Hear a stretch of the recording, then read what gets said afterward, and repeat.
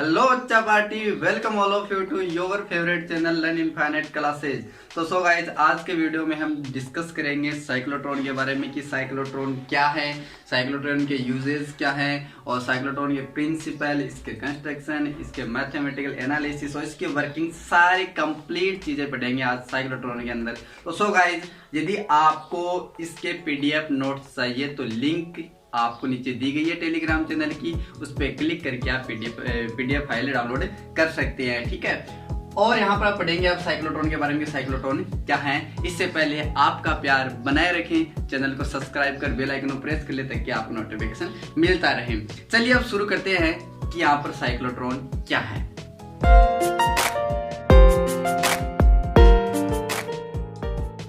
तो देखिए यहाँ पर सबसे पहले बात करेंगे साइक्लोट्रॉन के बारे में कि साइक्लोट्रॉन क्या है। तो साइक्लोट्रॉन इज एक मशीन। साइक्लोट्रॉन क्या है? एक मशीन है।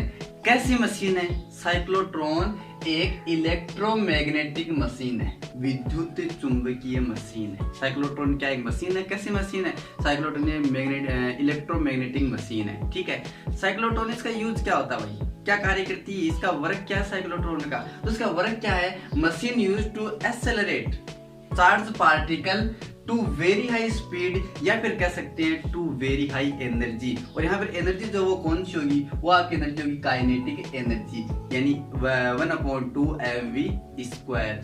यानी इसका मतलब ये हुआ कि आपकी जो ये मशीन है वो इलेक्ट्रोमैग्नेटिक पर आधारित है और ये भारी पॉजिटिव पार्टिकल्स को एक्सेलरेट करती है, त्वरित करती है, उसका वेग बढ़ाती है। अब आपके मन में क्वेश्चन आता होगा कि वेग क्यों बढ़ाती है, ये वेग जो पार्टिकल उसका वेग क्यों बढ़ाने की क्या आवश्यकता पड़ी हमें। तो देखिए इसके यूजेज क्यों आवश्यकता पड़ती है हमें। तो इसके यूजेज देखिए, पहला यूजेज है कि टू स्टडी न्यूक्लियर रिएक्शन। हमें नाभिकीय अभिक्रियाओं के अध्ययन करने के लिए हमें साइक्लोट्रॉन की आवश्यकता होती है। क्यों आवश्यकता होती है कि इसमें जो पार्टिकल है, पॉजिटिव पार्टिकल है, ठीक है, उसको हम क्या करते हैं, त्वरित करते हैं, एक्सेलरेट करते हैं।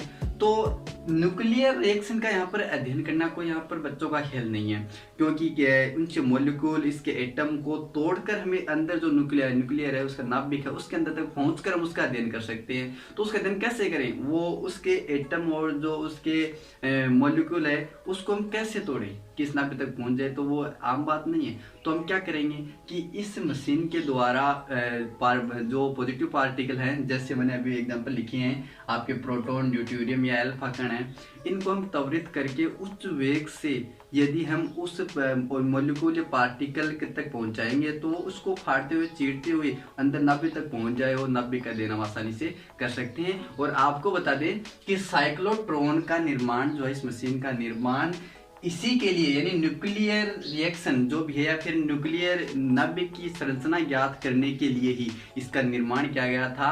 1934 में किसने किया था? लॉरेंज और लेविंगस्टीन ने यहाँ पर किया था। ठीक है, चलिए अगला यूज देखते हैं हम। अगला यूज क्या है? To insert an ion in a solid.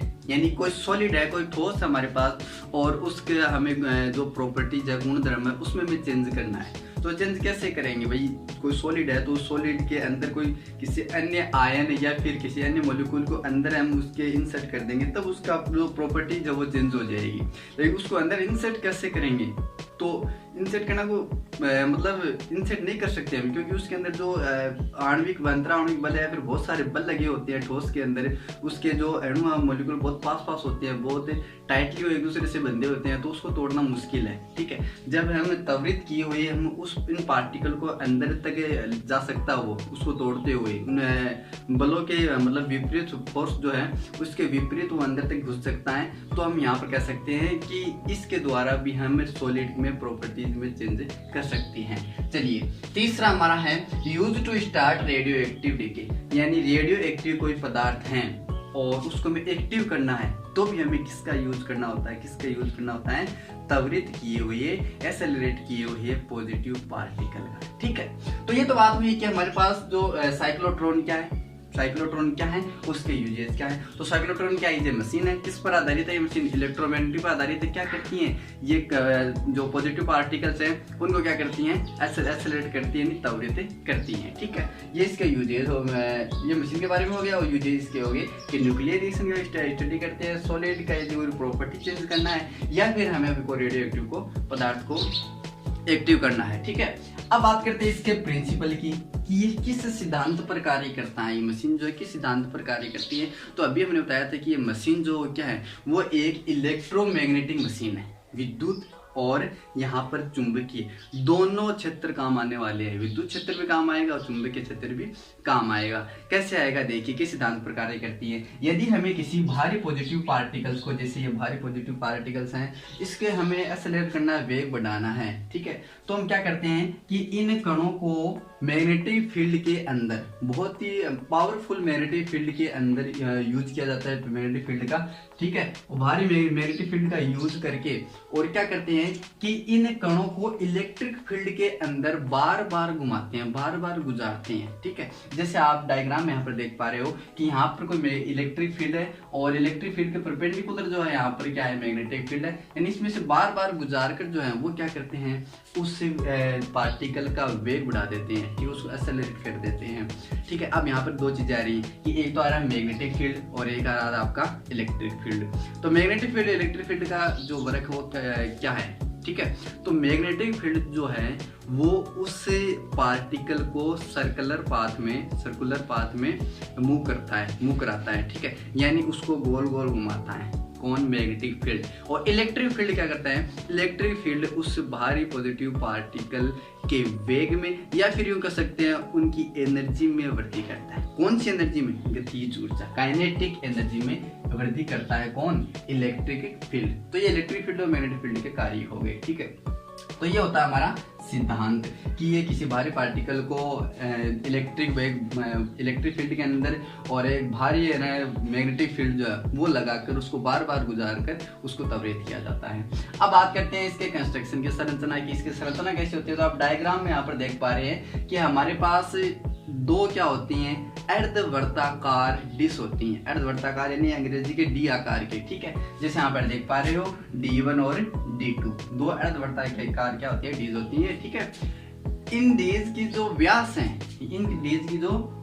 है, वो एक दूसरे के क्या होती है, पैरेलल होती है, समांतर होती है। ठीक है, और इन दोनों डीज के मध्य जो है क्या जोड़ा जाता है, एक उच्च आवृत्ति एसी स्रोत में जोड़ा जाता है। हाँ, उच्च आवृत्ति एसी स्रोत का मतलब हो गया कि यहाँ पर 10 की पावर 4 वोल्ट, ठीक है, या फिर 10 की पावर 6 हर्ट्ज की आवृत्ति, इतना उच्च आवृत्ति का यहाँ पर एसी स्रोत जोड़ा जाता है। ठीक है, आगे बात समझे। यानी इसकी बनावट में आपको क्या लिखना है, यदि बनावट पूछे तो आप कह दोगे कि अर्धवर्ताकार के दो क्या होते हैं, डीज होती हैं। ठीक है, और इन डीज का जो व्यास है वो परस्पर एक दूसरे क्या है, पैरेलल है, समांतर है, और उनके दोनों के मध्य क्या जोड़ा जाता है, एक उच्च आवृत्ति का ऐसी स्रोत जोड़ा जाता है। ठीक है, और इस सारी को, इन दोनों डीज को, इस सारे हमारी संरचना को जो आपको दिखाई दे रहे हैं उनको निर्वात के अंदर रखा जाता है। निर्वात के अंदर क्यों रखा जाता है, क्योंकि इसके अंदर किसी आयनों या फिर हवाओं की जो टक्कर है वो क्या हो जाए, कम हो जाए, बहुत ही कम हो जाए। और इसको रखा जाता है दो शक्तिशाली चुंबक के बीच में, जैसे कि आप देख पा रहे हैं N और S दोनों शक्तिशाली चुंबक के बीच में इसको रखा जाता है। और ये संपूर्ण हमारी जो संरचना है, कंस्ट्रक्शन है, वो क्या कहलाती है, आपकी साइक्लोट्रॉन। ठीक है, तो ये हमारी बात होगी साइक्लोट्रॉन की संरचना की, कैसे होती है। ठीक है, अब बात करेंगे इसके वर्किंग की, कि ये वर्क कैसे करता है, कार्य कैसे करता है, कैसे ये भारी पॉजिटिव पार्टिकल को त्वरित करता है, एक्सेलरेट करता है। तो देखें यहाँ पर मान लेते हैं कि किसी समय D1 और D2 जो है वो, D1 जो है वो पॉजिटिव है और D2 क्या वो नेगेटिव है। ठीक है, अब जैसे ही भारी पॉजिटिव पार्टिकल को हम यहाँ पर लाके रख देते हैं, मान लो हमने यहाँ पर लाके रख दिया। ठीक है, अब क्या होता है, यहाँ पर लाके रख देते हैं, तो इस मैग्नेटिक फील्ड के कारण, मैंने बताया था मैग्नेटिक फील्ड का क्या कार्य है, उस भारी जो पॉजिटिव पार्टिकल है उसको वर्ताकार पथ में गति कराना, सर्कुलर पाथ में गति कराना।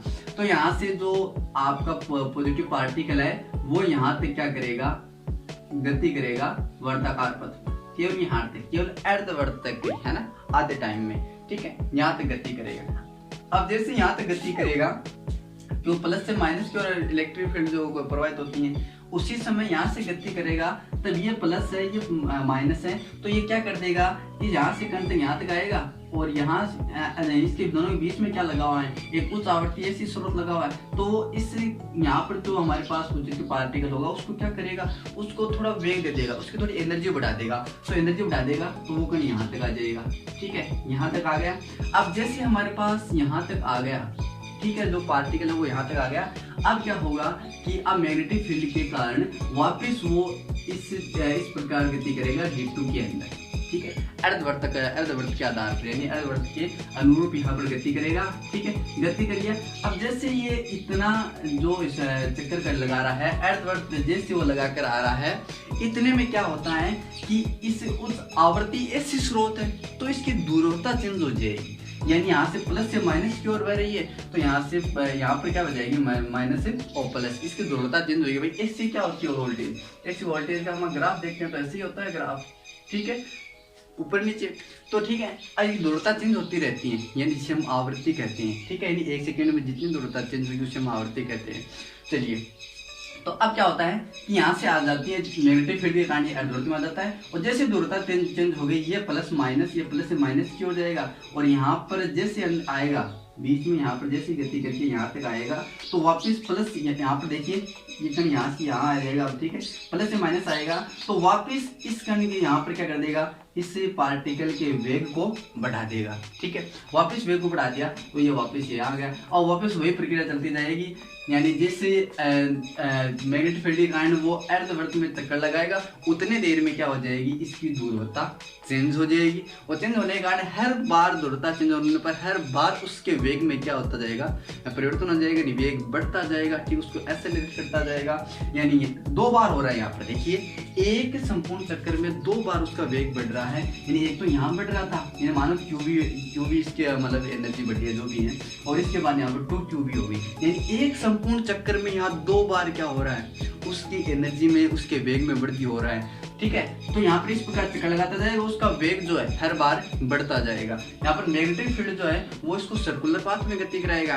और यहाँ पर इलेक्ट्रिक फील्ड जो है वो उसके वेग को बढ़ाता जाएगा, वेग बढ़ता जाएगा, और इसकी जो रेडियस है वो भी बढ़ती जाएगी, ठीक है, और ये इतनी बढ़ जाएगी कि इसकी जो वेग की जो पाथ है, जो सर्कुलर पाथ है, वो किसके बराबर हो जाएगा, यहाँ से D1 और D2 इन दोनों के यहाँ तक बराबर हो जाएगा।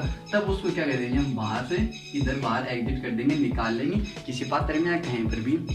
तो अब इस बाहर निकालने हुए जो पार्टिकल का वेग होगा वो बहुत ही ज्यादा होगा, बहुत ही मैक्सिमम होगा, ठीक है। तो ये इस प्रकार ये करता है, इसकी वर्किंग जो है वो इस प्रकार होती है। अभी हमने बात की थी यहाँ पर वर्किंग की, ठीक है। तो ये क्या होगी, इसकी वर्किंग हो गई, यानी बार बार यहाँ पर इसको गुजार कर उसके वेग को क्या दिया जाता है, बढ़ा दिया जाता है। तो अभी तक हमने वीडियो में क्या पढ़ी है कि साइक्लोट्रॉन क्या है, साइक्लोट्रॉन के यूजेस क्या है, ये इसका प्रिंसिपल क्या है, इसकी संरचना क्या है, इसका कंस्ट्रक्शन क्या है, और ये वर्किंग कैसे करती है। तो ये बात करती है हमने वर्किंग के बारे में। तो अब बात करेंगे हम मैथमेटिकल एनालिसिस के बारे में। चलिए बच्चों, अब बात करते हैं हम इसके मैथमेटिकल एनालिसिस की। आपने देखा है कि यहाँ पर कोई पार्टिकल है, और वो पार्टिकल सर्कुलर पाथ पर मोशन कर रहा है, मूव कर रहा है, यहाँ पर गति कर रहा है, तो उसके अंदर विकेंद्रीय बल लगेगा, और वो किसके इक्वल होगा, विकेंद्रीय बल किसके कारण लगेगा, यहाँ पर वो लगेगा यहाँ पर मैग्नेटिक फील्ड के कारण, ठीक है। तो हम यहाँ से लिख सकते हैं कि विकेंद्रीय बल जो लगेगा वो किसके इक्वल होगा, उसके चुंबकीय बल के इक्वल होगा। विकेंद्रीय बल हम जानते हैं कि वो क्या होता है, mv²/r इक्वल्स टू क्या हो जाएगा आपका QVB। तो यहाँ से इसकी रेडियस जो है, इससे सर्कुलर पाथ पर यहाँ पर जो मोशन कर रहा है, तो इसकी रेडियस क्या होगी, वो इसकी रेडियस होगी r इक्वल्स टू, यहाँ से r इक्वल्स टू क्या हो जाएगा, QV नीचे आएगा, तो यहाँ से v से v ये कैंसिल हो जाएगा, तो हम लिख देंगे mv/qb, और mv हमारे क्या होता है आप संवेग यानी p, तो हम लिख सकते हैं p/qb। ये तो आ गई इसकी रेडियस, ठीक है। अब बात करते हैं अगले वाली की, इसके आवर्त काल की t की, जिसे हम कैपिटल T से लिखते हैं। तो आवर्त काल क्या होता है, ठीक है, वो चक्कर लगाएगा, उसका आवर्त काल क्या होता है। तो आवर्त काल किसे लिखते हैं हम, आवर्त काल इक्वल्स टू होता है वो चक्कर जो एक चक्कर में तय की गई दूरी, यानी यहाँ से एक सर्कुलर पाथ जो चक्कर है उसमें तय की गई दूरी अपॉन में क्या आता है यहाँ पर वेट। ठीक है, अब वो एक चक्कर लगाएगा, वो चक्कर सर्कुलर पाथ में लगाएगा, वो सर्कुलर पाथ की जो डिस्टेंस होगी वो क्या होगी, इसकी मदद से हम क्या कहते हैं, परिधि कहते हैं। तो हम लिख सकते हैं 2 पाई r अपॉन v। ठीक है, 2 पाई r अपॉन v, और यहाँ से r की वैल्यू यहाँ से लिख देंगे, ये M V upon Q B, तो M V upon Q B लिख देंगे, तो एक बी से भी कैंसिल हो जाएगा और 2 पाई m अपॉन क्यू बी हमारे पास बच जाएगा। ये इसका क्या होता है, आवर्तकाल होता है। अब है अगला वाला कि अर्धवर्त में लगा समय, यानी ये जब d1 या फिर d2 किसी एक में यहाँ पर मूव कर रहा है, मोशन कर रहा है, ठीक है, अर्धवर्त के रूप में, तब उसमें समय कितना लगता है, तो हम जानते हैं समय तो आधा लगता है उसमें। ठीक है, यानी t/2 लगता है, तो t आवर्तकाल है, आवर्तकाल कितना हमारा 2 pi upon m cube B, तो यहाँ से 2 का केवल भाग लगाएंगे तो हमारे पास क्या बच जाएगा, पाई m अपॉन 2। ठीक है, ये हमारे पास क्या आ जाएगा, अर्धवर्त में लगा समय आ जाएगा। अगली बात करेंगे यहाँ पर कण की आवृत्ति की। तो कण की आवृत्ति v अपॉन क्या होती है, 1/t से हम जिसे लिखते हैं, तो 1/t, t के आवर्तकाल नीचे लिख दो यहाँ पर, मतलब क्या मतलब इसका उल्टा हो जाएगा, यानी क्यूब अपॉन क्या हो जाएगा, 2 पाई m। ठीक है, तो ये हमने बात कर ली इसके रेडियस की, इसके आवर्तकाल की, इसमें अर्धवर्त में लगा समय, और यहाँ पर कण की जो फ्रीक्वेंसी है, पार्टिकल फ्रीक्वेंसी, वो कितनी होती है। ठीक है, अब बात करते हैं अगले वाले की, हम कोणीय आवृत्ति। ठीक है, यानी इसकी कोणीय आवृत्ति क्या होगी, तो कोणीय आवृत्ति को हम किससे लिखते हैं, omega equals to 2 pi v। ठीक है, और यहाँ से v क्या है, वेग, ठीक है, जो भी है आवृत्ति है, तो v की वैल्यू हमने यहाँ पर निकाल ली है, ये देखिए v की वैल्यू हमने निकाल ली है, v की वैल्यू यहाँ रखोगे तो हमारे पास क्या आ जाएगी, क्यूबी अपॉन m, कोणीय आवृत्ति। ठीक है, इसी प्रकार हम ज्ञात करेंगे अब कण की काइनेटिक एनर्जी, यानी इस कण की ऊर्जा कितनी है। ठीक है, तो ऊर्जा कितनी है, काइनेटिक एनर्जी का फॉर्मूला क्या होता है हमारे पास, E equals to 1/2 mv square, 1/2 mv square. यहाँ से v की वैल्यू कहाँ से लिखेंगे, यहाँ से v की वैल्यू यहाँ से निकालिए आप, इससे v की वैल्यू निकालिए, तो v इक्वल्स टू क्या हो जाएगा, यहाँ पर क्यूब बी आर हो जाएगा, क्या ऊपर क्यूब बी आर अपॉन में क्या आ जाएगा m, और यहाँ पर स्क्वायर है तो क्यूब बी आर तीनों के स्क्वायर और m स्क्वायर आ गया, एक m से यहाँ से एक m कैंसिल हो गया, तो ये लिख देंगे हम। तो अब यदि n चक्कर में एनर्जी कितनी होगी, यानी माना कि इसमें चक्कर लगा रहा है 5, 10, 15 हमें पता नहीं, यदि n चक्कर लगा रहा है वो पार्टिकल इसके अंदर इंडिसो के अंदर, तो यहाँ पर उसकी एनर्जी क्या है, उसकी एनर्जी क्या होगी, E equals to 2qv, n क्या है यहाँ पर चक्रों की संख्या, v वेग है, और q क्या वो आवेश है, पार्टिकल है। ठीक है, तो 2qvn होता है, तो हम क्या लिख देंगे कि 2qvn जो एनर्जी है टोटल, वो एनर्जी वो किसकी एनर्जी के बराबर होगी, वो उसकी गतिज ऊर्जा के बराबर होगी, काइनेटिक एनर्जी के, यानी टोटल उसकी एनर्जी क्या कहेंगे, किसे कहेंगे, उसमें टोटल जो आपके काइनेटिक एनर्जी उसे हम कहेंगे। ठीक है, तो हम क्या लिख देंगे, इसके इक्वल्स लिख देंगे। ठीक है, तो इसके काइनेटिक एनर्जी इक्वल्स लिख दिया, तो यहाँ से v इक्वल्स क्या आ गया, 2qv नीचे भाग में, तो यानी कि यहाँ पे इक्वल्स क्या आ गया, चक्रों की संख्या क्या आ गई, 1/4 cube square R square upon mv। ठीक है, तो गाइस ये था हमारा आज का पूरा साइक्लोट्रॉन, कि साइक्लोट्रॉन क्या है, इसके यूज क्या है। तो आपको याद रखना चाहिए, मैं जैसे बातें रिपीट करवा देता हूँ कि साइक्लोट्रॉन के बारे में हमने क्या पढ़ा है। तो साइक्लोट्रॉन एक मशीन है, कैसी मशीन है, ये इलेक्ट्रोमैग्नेटिक मशीन है। ठीक है, और मशीन क्या करती है, ये एक्सेलरेट करती है भारी पॉजिटिव पार्टिकल्स को। ये तो हमारी इसके बारे में हो गया। इसका यूज़ क्या होता है, तो यूज़ मैंने बताया था कि न्यूक्लियर रिएक्शन के अंदर यूज़ होता है।